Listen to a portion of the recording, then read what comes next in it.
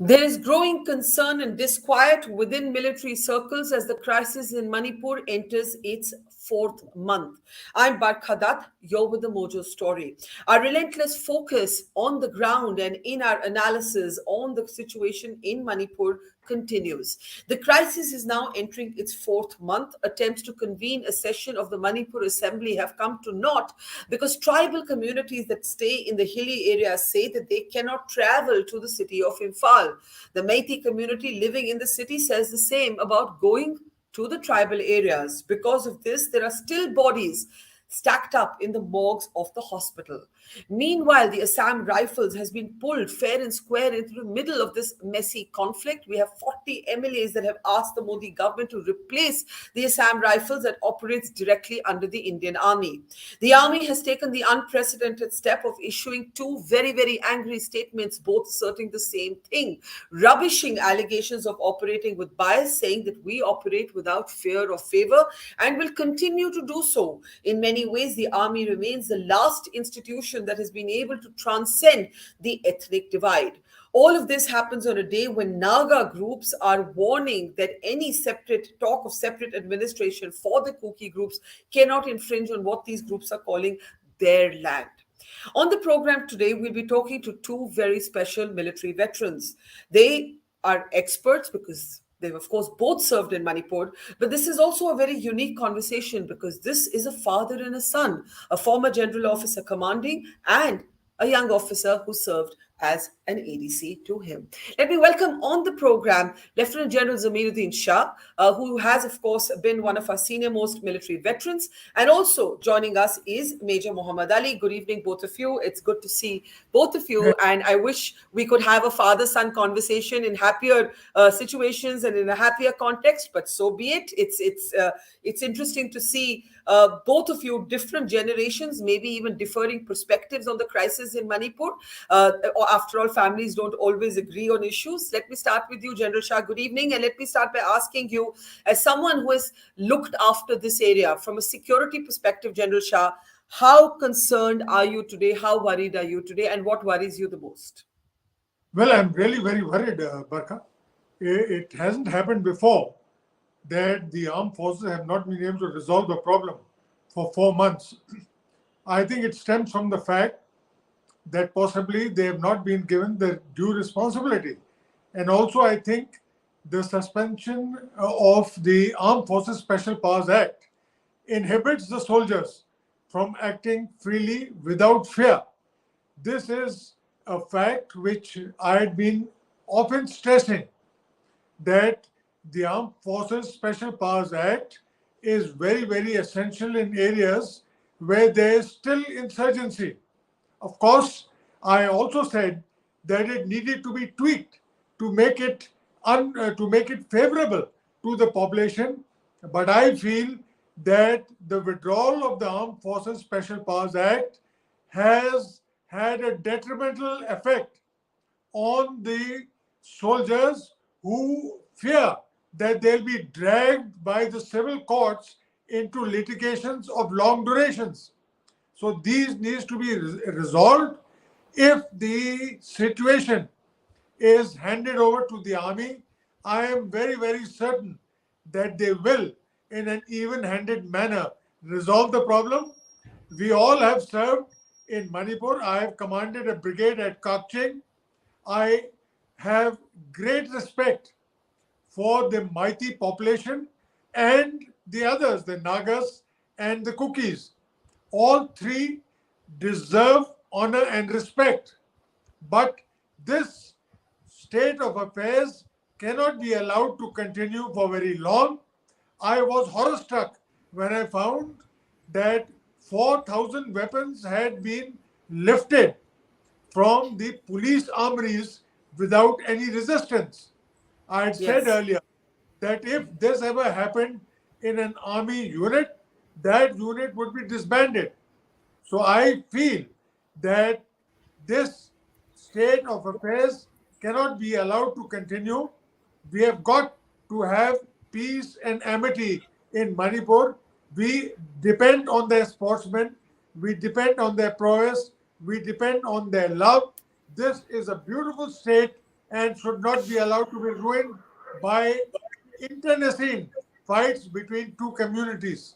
General Shah, let me ask you this. You know, you spoke about the 4,000 weapons that are in civilian circulation. You said that if this had happened on the watch of an army unit, it would have been disbanded. The fact is that you have arms today in both communities. You have farmers carrying guns, you have students carrying guns, you have light machine guns and mortars in civilian control. But the army, instead of being given a free hand, at least the Assam Rifles has been dragged into this conflict. You have women now stopping soldiers and asking them to show proof of ID before they're allowed to pass ahead. You have legislators, lawmakers writing to the Prime Minister saying, please replace the Assam Rifles. When you saw this, how did it make you feel? Did it make you feel angry? Did it make you feel sad? What did you feel? I think these are ridiculous demands. The prime minister should not listen to these demands. You cannot hamstring the armed forces. You cannot tie their hands behind their backs. The army is even-handed in whatever. They will not take sides. And I would say the same applies to the Assam Rifle battalions. During my tenures in Nagaland and in Manipur, I have operated with Assam Rifle battalions. They are first-rate troops at par with the army, and they too should not be hamstrung by restrictions of any sort when they have been called in aid to civil authority. These are ridiculous demands, and I am certain that these will not be accepted by the highest authority in the land. Before I go to Major Ali, your son, I want to ask you one more question, General Shah. Uh, what should happen? Is it necessary for president's rule for the army to be given a freer hand? What should happen? What should be the immediate urgent step taken? I don't think that at the moment, there is a necessity for president's rule. If the chief minister requisitions and hands over the situation to the army, that is worth the while. But if not, then I would say that there's no other recourse but for the central authority to step in. The army must be given due authority to operate in this area, which is rife with weapons. Everybody seems to have them. This cannot be allowed. All these people have to be disarmed and disarmed at the earliest possible time. Let me bring in Major Ali now. How do you see it? You know, we had a young officer on this program the other day, Major Amit Bansal, who's known to you as well, and he argued. He said that listen, in the licensing of the guns, he argued this: the Kuki community had more licensed weapons. It's the valley where all of these police armories have been looted. Basically, he said it's the meitei community that had to go in and loot police armories to protect themselves. Now the point is nobody's talking about this. Well, Barkha, yes, firstly, thank you very much for inviting me over. It's an honor to be here on the panel with a person who I really admire the most, in fact. I would not say the general I admire the most, the person I admire the most only, in fact, my mentor. And most certainly, I've learned so much from him. And yes, we've been on the same page all the time, apart from once when it was the talk of Agniveer, me being a short service officer, having served. That's the only time when we had a different opinion. Otherwise, so I totally concur with what General Shah said. And I also say, now coming to your question, well, I was speaking to Colonel Sapam. In fact, you interviewed him. I was speaking to him, and what he said was, well, I just heard what he said. I hear both sides. I have friends, I have very, very dear friends from both sides, from the Meitei community and the Kuki tribe and the Nagas as well. So what he said was they were driven, they were forced to loot arms. Which I do not think, two wrongs don't make a right at the end of the day. If one Yeah. party has got arms, and that no one gives anyone a right to take law in their hands at any cost. But both sides have arms. Colonel Sapam, who's a Indian Army officer but also a Meitei, he said the Meitei people had to loot the armories because they didn't have guns. Major Bansal says that every other conversation in Manipur can wait. We need to first talk about these looted weapons. Do you agree? Well, this is a very serious issue. It is definitely a part of. I agree to that. That it is a part. It's national security. I mean, looting arms had been like General Shah said, had been in the army unit. There, in one single round, cannot go missing. Leave Yeah. alone a weapon going missing. I mean, they have been cases when a weapon has gone missing from the army units. I mean, they had to face court martial. That's the Yeah. extent that it is. So most certainly, and having 4,000 armed missing from state police, I mean, it is something unheard of ever. And secondly, Varga, I would also like to bring in the fact I just saw the reporting that you went to ground zero and you did from Manipur. It was outstanding. It was exceptional. One of the best Thank you. reporting I've ever seen in my life. Thank you. Thank you so much. Thank you so much. And I learned a lot from being on the ground. General Shah, one of the things that we constantly heard when we were on the ground was about the drug trade. The drug trade being a factor. Somebody would say drugs, somebody would say infiltration. But actually, if you look at the numbers, the bulk of the infiltration from Myanmar is actually going into Mizoram. There's actually a very limited infiltration that is coming into Manipur. So when you hear infiltration presented as a reason for this conflict, do you agree with it? Do you disagree with it, General Shah? No, of course, there has been. See, we've got a border agreement with Myanmar where citizens can cross over the border up to 16 kilometers for 24 hours. There is free movement of goods and personnel. During my tenure at Kaching, we apprehended several truckloads of drugs. This was a common phenomenon right through from the Golden Triangle. The drugs come into Myanmar and then into More, up to Imphal, and then on to the rest of the country. Now, it cannot be that only the Meiteis correction, only the Kukis are responsible. I think all the communities are dealing with drugs. Maybe the conveyance is done by somebody, but the sale and other things is done by all communities. This is a problem where all communities are responsible, and any one community cannot be blamed for the drug trade. Yeah, that's I think fairly and squarely said. But Major Ali, if I can ask you, there's a lot of finger pointing going on. There's a lot of finger pointing, both communities blaming each other. The Kukis say it's a point of no return. They want a separate administration. In fact, some reports now suggest that the center was in secret talks with the Kuki Sioux groups, those who had suspended operations since 2008. I think I have the year right, since 2008, and a peace accord was going to be announced.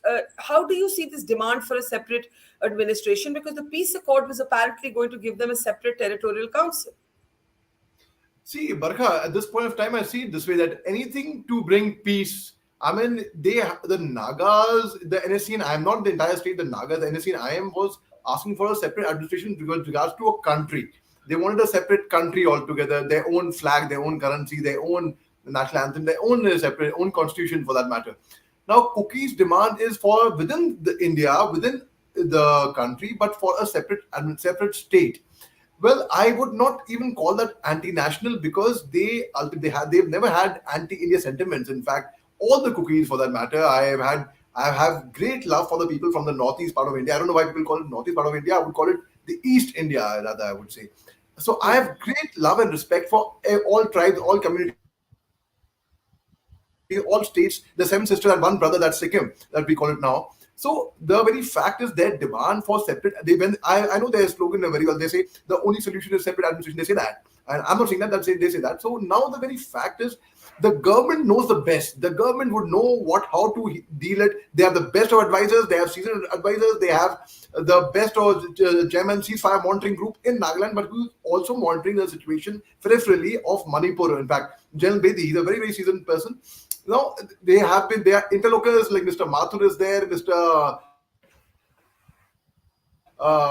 Mishra is there. That's a different thing that they were interlocutors of Assam, of Alpha and the Indian government, but they have been seasoned people. So I really think the government should actually take advice from former chairman, ceasefire monitoring group, former chief secretaries, former governors, former GOCs. They have been a lot of experienced hand, and also some young minds who have served there, who've patrolled that area on ground. Now, the very fact is whether Cookies should get a separate administration or not. The government would be the best judge. Let me actually see what your father thinks about this. General Shah, do you think that one of the solutions is to actually accept the Cookie's demand for a separate administration? After all, media reports and even tribal leaders I've been interviewing, I've been meeting, they say that actually on the 8th of May, there was going to be an announcement of a peace accord, and the peace accord was going to grant a separate territorial council to the Kuki people. Do you think that this is one way of resolving it? But of course, the Meitei community will hear none of it. They are totally against it. Barkha, we have to learn a lesson from what happened in Bengal. The Gurkha National Front wanted to have a separate state called Gurkhaland. The Bengal Assembly, in all magnanimity, allowed a hill council with a large degree of autonomy, and that to a large extent placated the Gurkhas who were in the area of Darjeeling. I think the Manipur state government should be magnanimous enough to give a certain degree of autonomy to the Meiteis, and this will immediately resolve the problem. Of course, You mean, one minute, you have a certain degree of autonomy to the Kukis, you mean? that's right, for the Kukis. To the Kukis, yes. Of course, their demand for a separate DGP and a separate chief secretary and other things are ridiculous. It should be on the pattern of what has been adopted in resolving the demand for a Gorkha homeland in Bengal. I think that is the line we should take, the central government should consider. And it all depends on the state government, their magnanimity towards allowing a little decentralization. So you're saying, General Shah, that no harm in borrowing from how the Gorkha movement, agitation rather, was dealt with, give the Kukis a certain amount of autonomy in their running their own affairs, but the state, the state continues to be looked after by the chief secretary. The IA structure and the police structure doesn't change, but within that, give the Kukis a certain degree of administrative autonomy. Am I summarizing this correctly, General Shah? I agree. See, the status of the state of Manipur cannot be diluted. It must remain a uniform state, but I stress again, it is up to the Meitei government. A majority of Meitei, there are only 10 Kukis and of course Naga legislators. They have to be magnanimous enough to grant autonomy to the other ethnic populations. But when you say it's left to them right now, General Shah, they're totally opposed to it. So then we're at an impasse.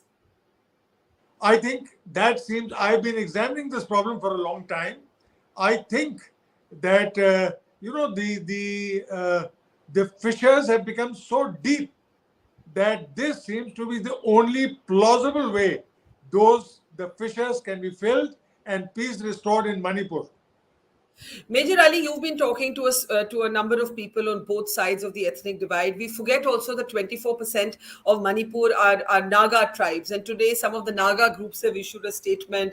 There are Naga groups who aren't very happy with the Biren Singh government, but they want an NRC. They are opposed to a separate administration. Now, you heard your father say, give them some autonomy. If you look at the Gorkha agitation, give them a hill council, give them some administrative control over their own people, and continue to have, the IS and the IPS structures unchanged. Is that a way forward, and would everyone accept it?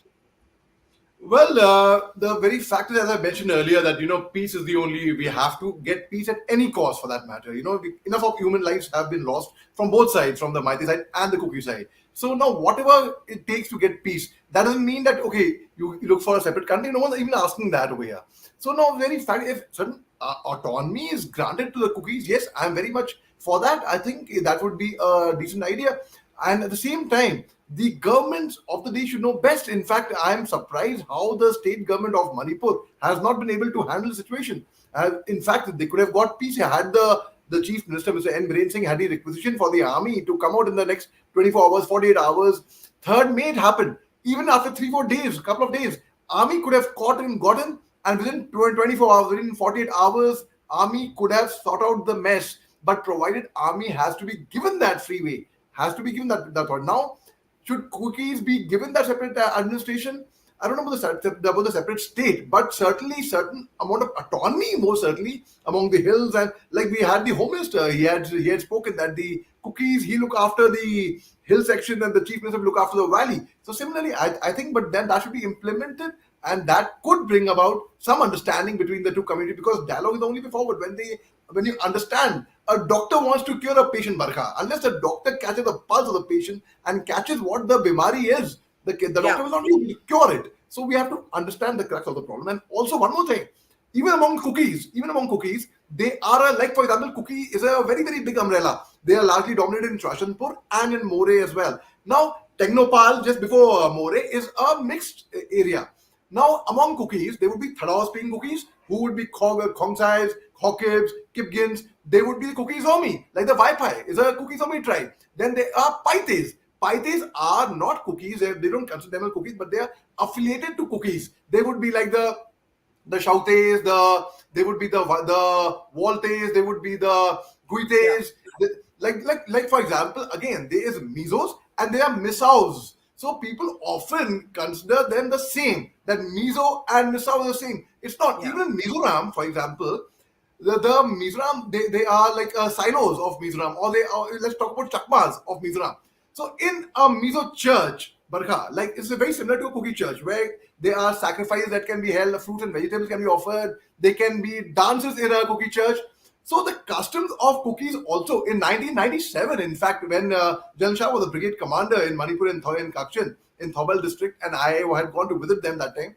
There was a very infamous the cookie clash, the cookie Zomi clash, and the cookie and Paite clash, and it took almost a year, almost, when the Mizos had to step in 1998 to sign a peace agreement where a bull was sacrificed in a, and that is when the peace actually came about over there, because Right. the level of understanding. Even now, the very fact is, we can think of an autonomy for cookies, but again, as I described to you earlier, it's just a They're small not percentage of. monolith. Yeah, it's not a Yes, monolith. It's not a correct. monolith, right? Let me give the last word to General Shah. Picking up from what you said, you made a very interesting point. You said, why hasn't the chief minister requisitioned the army? Now, General Shah, you opened by saying that the army must be given a free hand. For the army to be given a free hand, the state government has to requisition it, right? The state government has to requisition it, or there has to be central rule and it has to be given that hand, or AFSPA has to be reimposed in parts of Manipur through an ordinance. Otherwise, how does the army operate freely? That's question one. And question two, what are the national security implications of a prolonged crisis in Manipur? General Shah, last word to you. See, firstly, Barkha, I want to repeat that the territorial integrity of Manipur is essential for the security of the country. Right. China make inroads through Myanmar, through Manipur, and endanger the security of our country. The implications for the entire country are immense. We cannot have uh, trouble in our border areas, especially adjoining Myanmar and the Tibet and other places. This is absolutely essential that peace is restored in Manipur. It has very grave security implications for the rest of the country. And the sooner this problem is resolved, the better it will be for the country. It requires immediate attention of the central government. This problem must be resolved at the earliest. And do you believe that the chief minister must formally requisition the army? Absolutely. If he wants the army to act, it will require a formal requisition for the army. The army cannot operate with its hands tied behind its back. Armed Forces Special Powers Act tweaked, which I'm saying tweaked and not the old Armed Forces Special Powers Act, Yeah. but the interests of the soldier who's endangering his life in trying to restore law and order must be protected. He should not fall victim to prolonged litigation from people who can sue him in the courts of law in case Armed Forces Special Powers Act is not enforced. Absolutely. And I think some very interesting insights have come from this program, including the central question: why hasn't the chief minister requisitioned the army yet? Why hasn't the central government moved to at least issue an ordinance now that parliament is not in session to bring more areas under the AFSPA? Thank you very much to General Shah and to Major Ali. It's rare to have a father and son together who have both served not just in the army but also in the same state, a strife-torn state today, but a state that both of you love very much. Thank you very much for talking to us, and to our audience, thank you for watching. Thank you, Barkha. Jai Hind. Jai Hind. It's great to see you here. Thank you for watching our work. If you haven't subscribed yet, don't forget to click the bell icon and subscribe to Mojo Story and support independent, robust journalism.